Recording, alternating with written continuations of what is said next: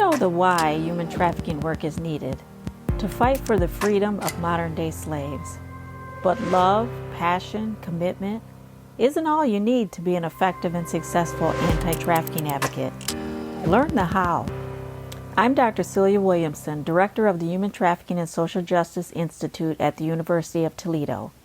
Welcome to the Emancipation Nation podcast, where I'll provide you with the latest and best methods, policy, and practice discussed by experienced experts in the field so that you can cut through the noise, save time, and be about the work of saving lives. Welcome to the Emancipation Nation. I'm Dr. Celia Williamson, and this is episode 194. And today I have a special guest, Erin Albright. So Erin has over 13 years in the anti-trafficking field. She's worked with law enforcement and victim services and multidisciplinary coalitions and task force and policy work. She's also developed new initiatives and she's helped coalitions and commissions and task force build their capacity and their ability to sustain themselves. She does training and curriculum development. She's skilled in leadership and partnership development. She analyzes policies, does grant writing, training, coaching.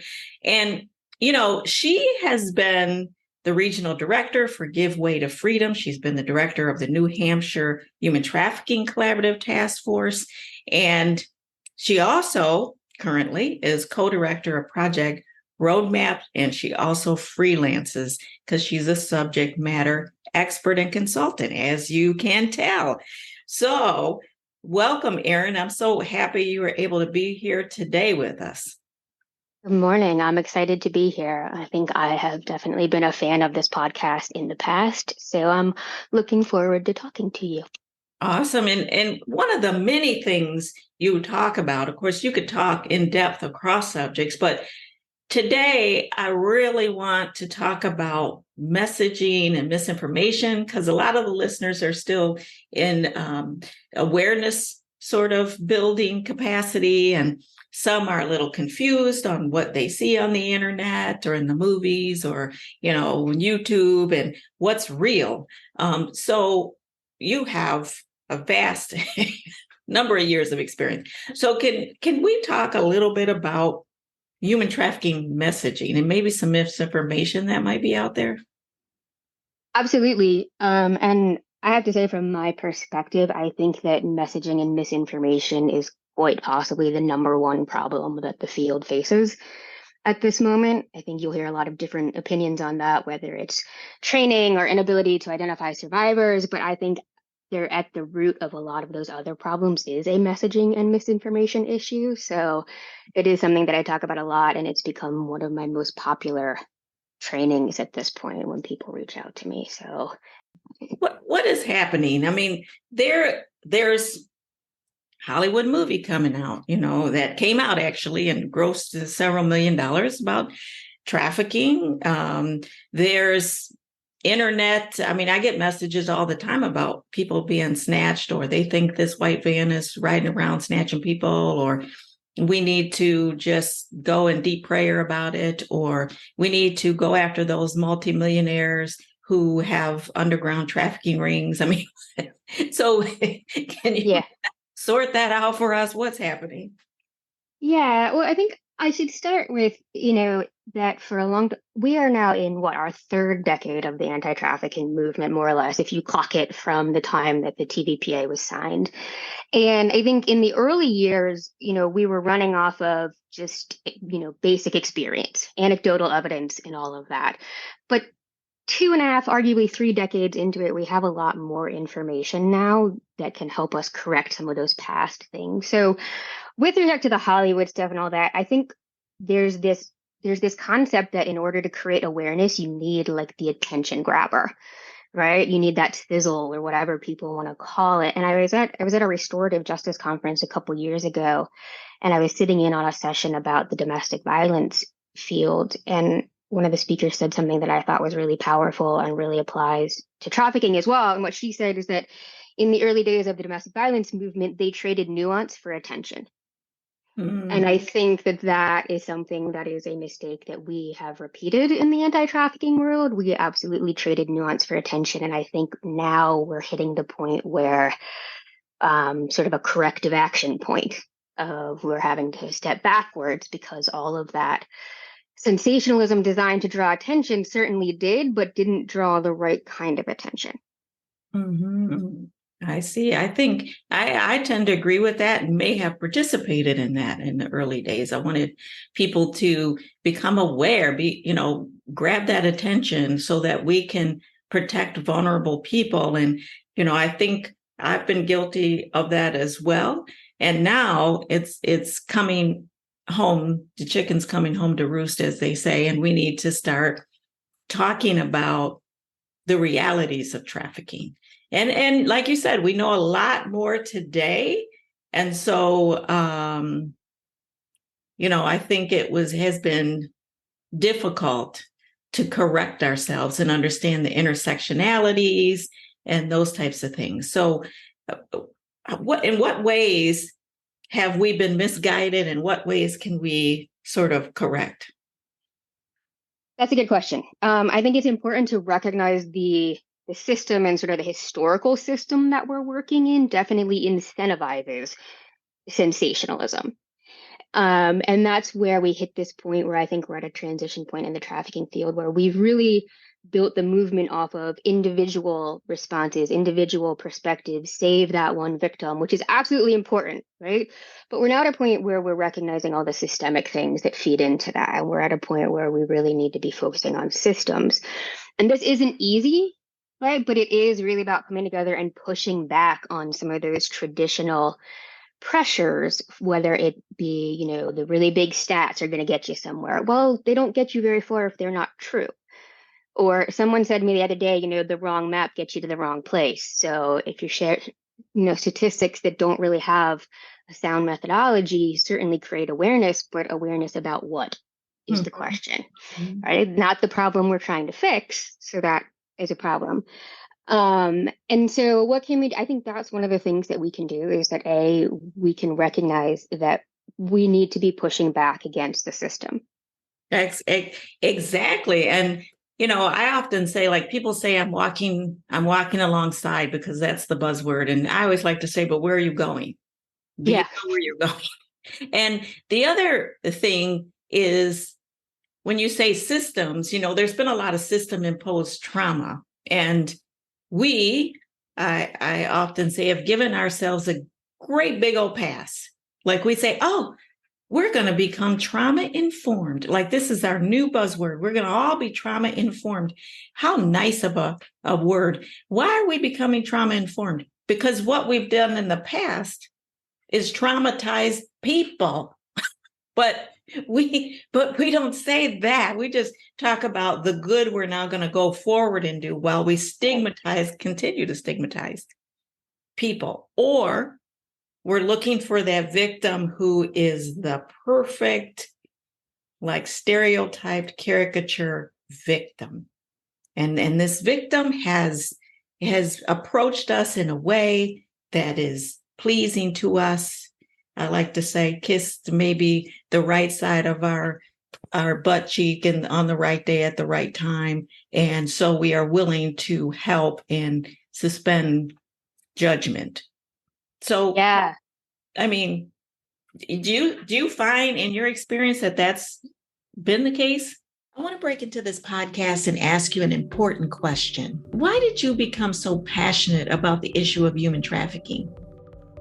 Because you know how precious freedom really is, and you know that if you could offer that to someone else, it would make your life that much richer as well as theirs. Whatever you've accomplished thus far in life, nothing is more satisfying than being able to help someone receive the gift of freedom. If you're interested in taking the deep dive and becoming trained, write this down. It's my Effective Case Management with Human Trafficking Survivors course. Many direct service providers are passionate about working with survivors. They understand their why in doing this work, but many don't understand their what to do or how to do it or when to do it and where and how much to do what. And unfortunately, we don't give permission for someone to be honest and say they don't have the knowledge and skills to effectively work with a population of survivors that have suffered trauma. Well, I have a course on how to work directly with survivors, including the 10 common areas of need and how to assess those areas of need, and then how to intervene more effectively and in trauma-informed ways. Complete my course, Effective Case Management with Human Trafficking Survivors, at your own pace. I'll walk alongside you as you walk alongside survivors, sharing with you my almost 30 years of experience.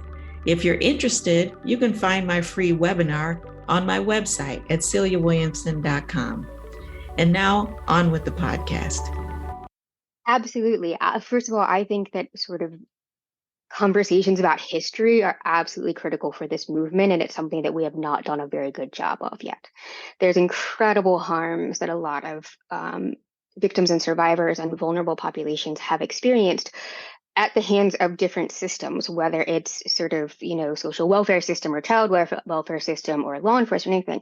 There's historical harm and historical trauma that we just gloss over, to your point, and we gloss it over with a happy little band-aid that says victim-centered and trauma-informed, and we think everything's all better. But when I'm training law enforcement, one of the things I like to talk about is I can train you all day long in trauma-informed. But if I don't help you understand some of the harm that these populations have experienced before they met you, I'm basically sending you out into the field 6 feet under. And you have to dig out of that hole before you can ever have any impact or start working these cases, right? So history, absolutely critical. And then I think the perfect victim, it's funny, I was having a conversation yesterday about, and this goes to systems change, because the systems we work in incentivize the perfect victim. Funders want the story, but they don't want the complicated story. They want the beginning, middle, and end, happily ever after. Perfect victim story, right? In law enforcement, right? Their actual performance metrics and their careers are based on basically the perfect victim, because we live in an adversarial system, right? Guilty, not guilty. And so I think a lot of what the response for me is beginning to have a lot more conversations about expanding our options and beginning to at least name these problems out loud and acknowledge them. And I find that when I do say them out loud, usually the people in the audience, there's sort of this collective sigh of relief of, yes, that's what we've been feeling, or that's kind of what's wrong. And note that I'm not even pushing people right now to say, let's change it. I mean, some people are agitators. I'm an agitator. Some people aren't. But I think the first step in solving any problem is recognizing that it exists. So just being able to say, all these times, when the local reporter or whatever calls and they want to know the stats on how many victims, well, guess what? You're not going to give them that answer, right? Or how big is the problem? That is my least favorite question ever.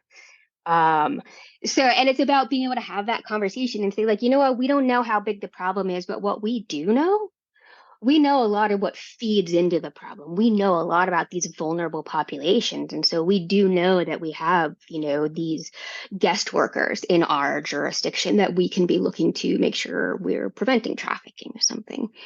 So it's pushing back and helping to realign the expectations of reporters and funders and politicians and stuff. And that isn't easy, which just means it's all the more important that we kind of come together collectively to do it. Mm-hmm. Yeah, absolutely. Thank God for the people who push back, the advocates, the agitators, the people who don't fall in line. We should celebrate them, because that's where real change occurs. And when you're talking about, law enforcement or whatever, sending them out there 6 feet under if they don't understand the history, labor trafficking, which I know you're also an expert in, a lot of the communities, I'm in Ohio, we have a lot of migrant workers. We have a lot of people who may be undocumented. And then the government says, oh, we just discovered trafficking. So Department of Homeland Security, go out and help the people. Well, the people only understand ICE. So I don't care what pretty name you're calling yourself now. We are not building a relationship given our history.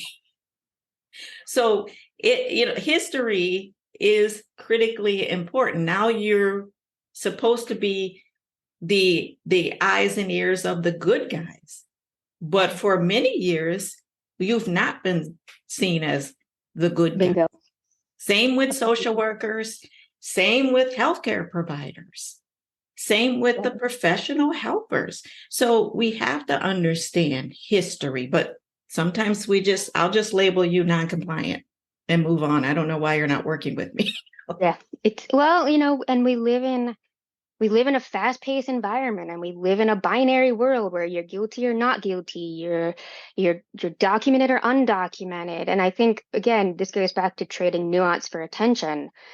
And it's about digging more into the nuance and having more honest conversations, which is hard because all of us are doing, burnout culture is a thing. We're all working harder than ever before. So, it's one of those things where you kind of have to take a deep breath and step back and be really deliberate and really open about what you're doing. And even then, it's hard to get buy-in for it a lot of time because there's so many competing pressures on it. But I do think history, I mean, if we're not helping people understand what came before and what all these past experiences are that have created trauma and memories and all of that, we're basically setting them up for failure.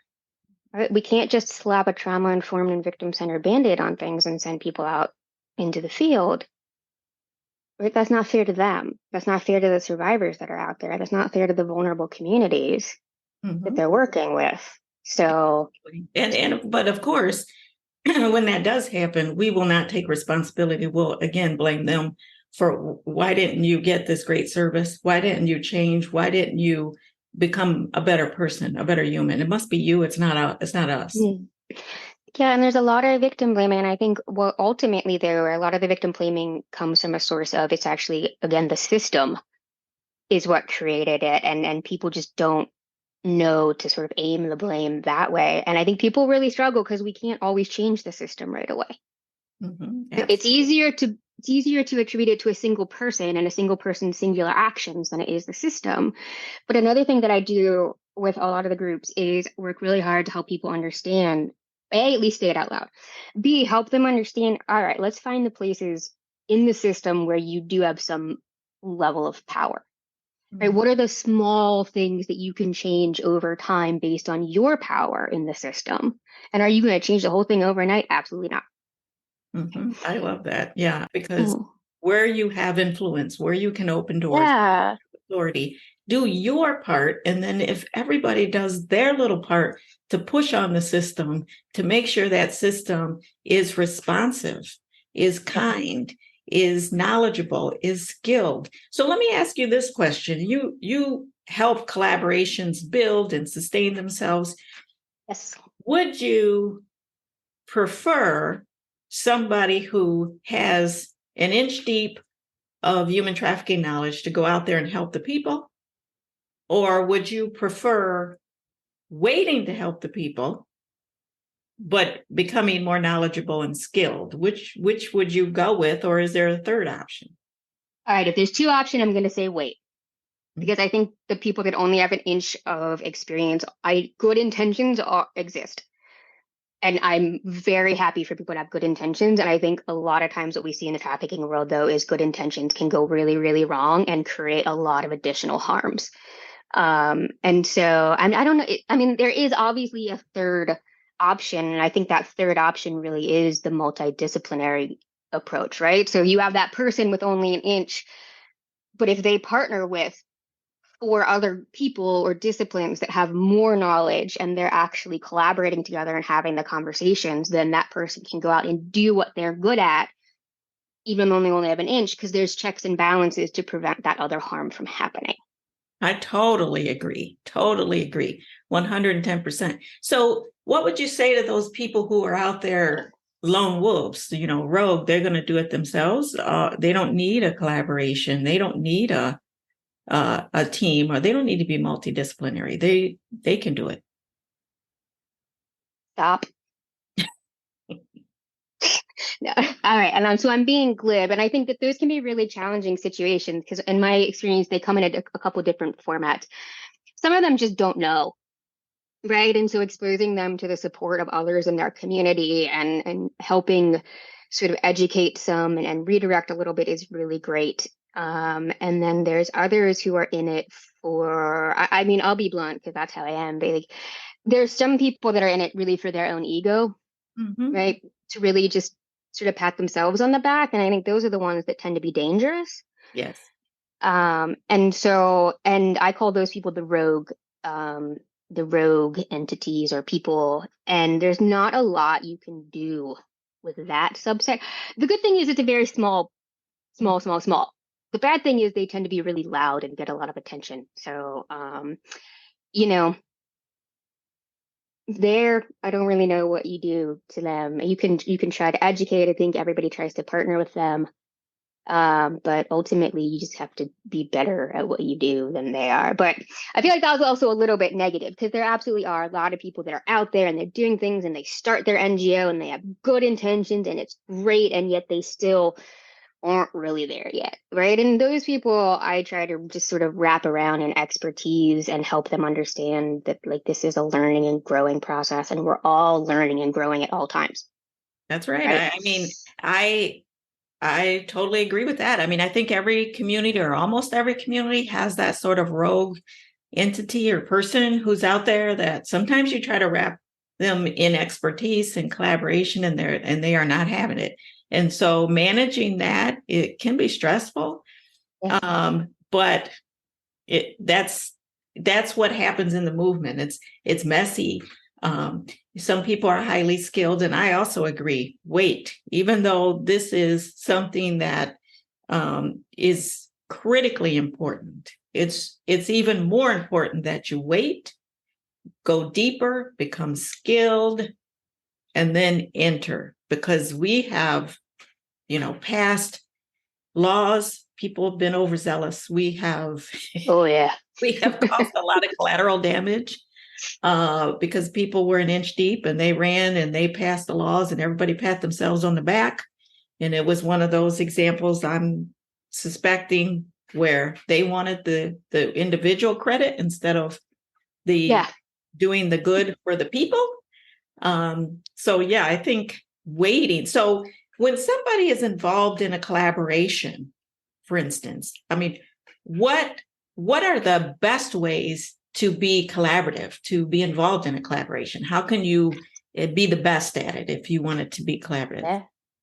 I love that question. And you mentioned sort of the number one, not the number one thing, but one of the things a minute ago. Like, first of all, a collaboration is going to be messy.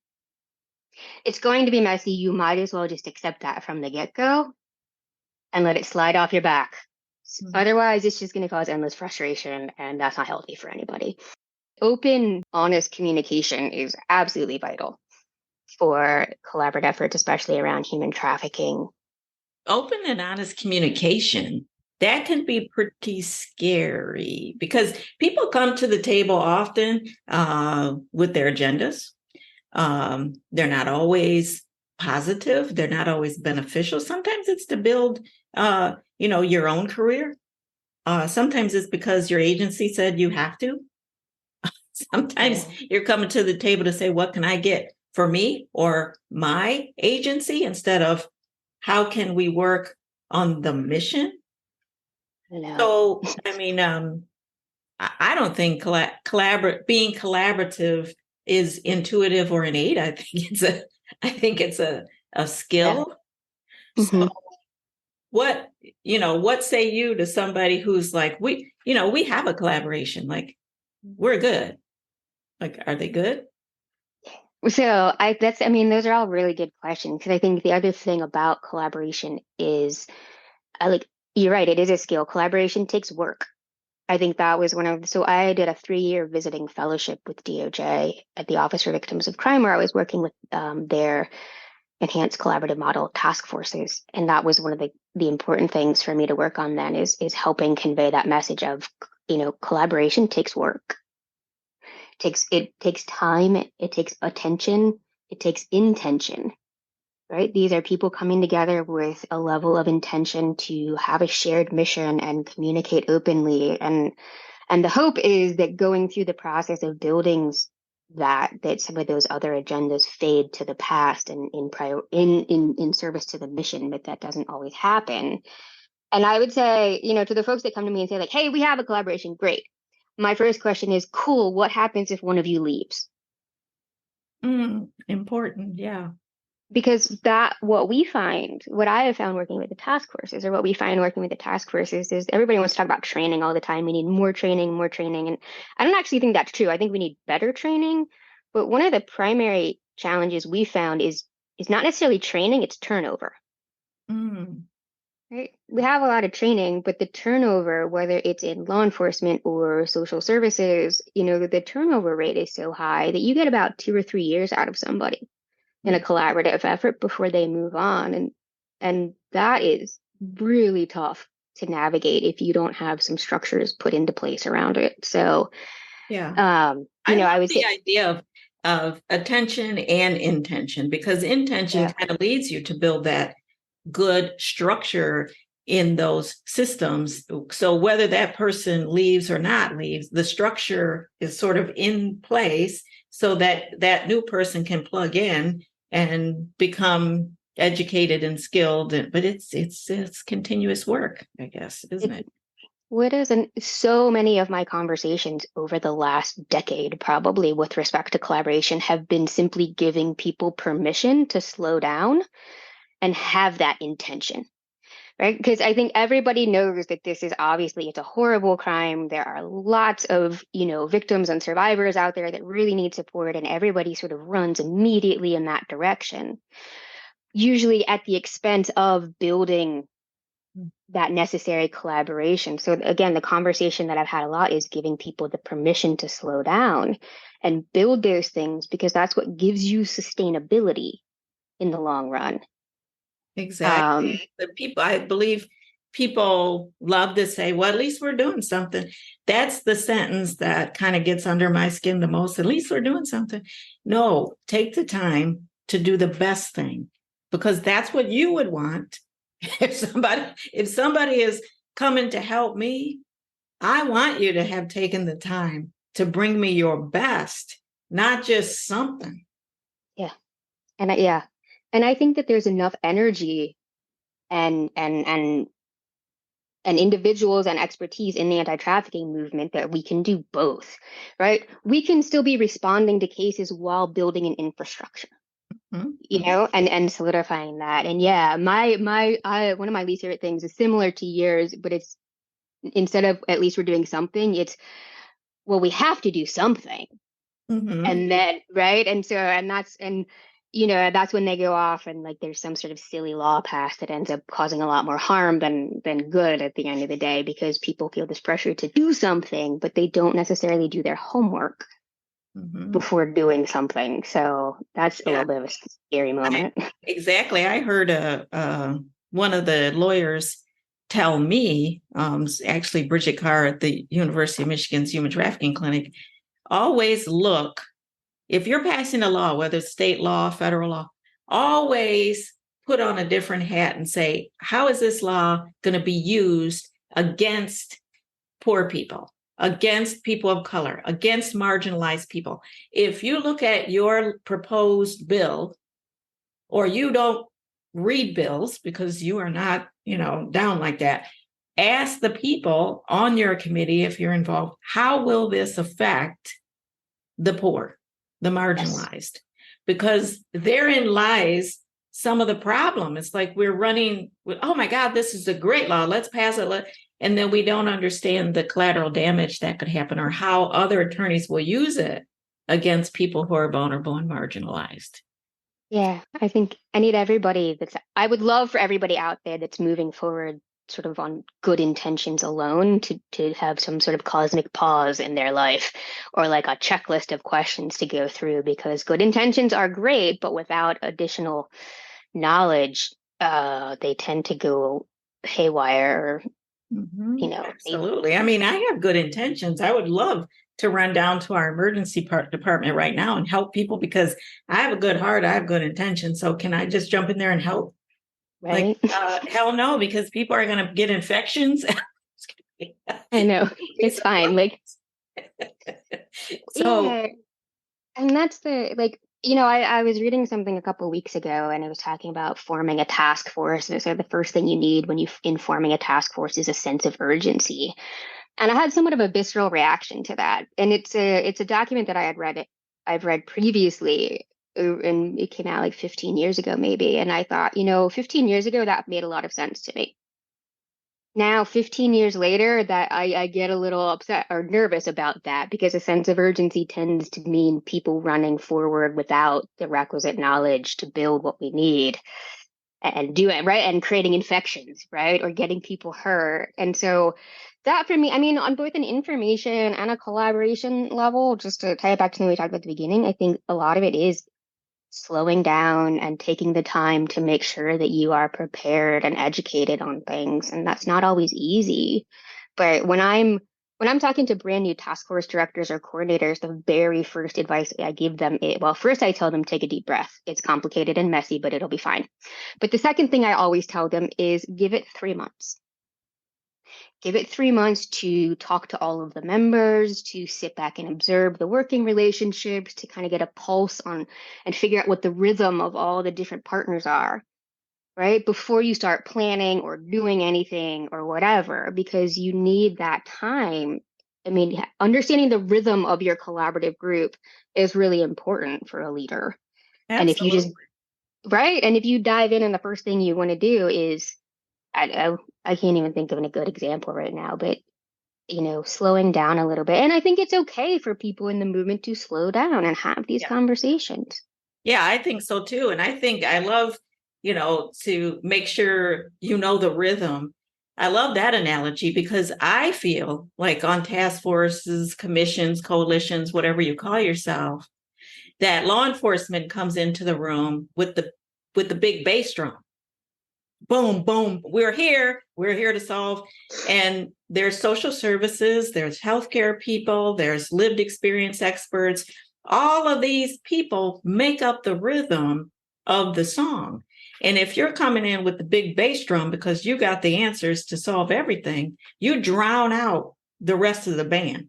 So you can't hear the rhythm because you're in there pounding your big bass drum, that it's all about investigation, prosecution, and incarceration. That's not all it's about. So I love that rhythm analogy.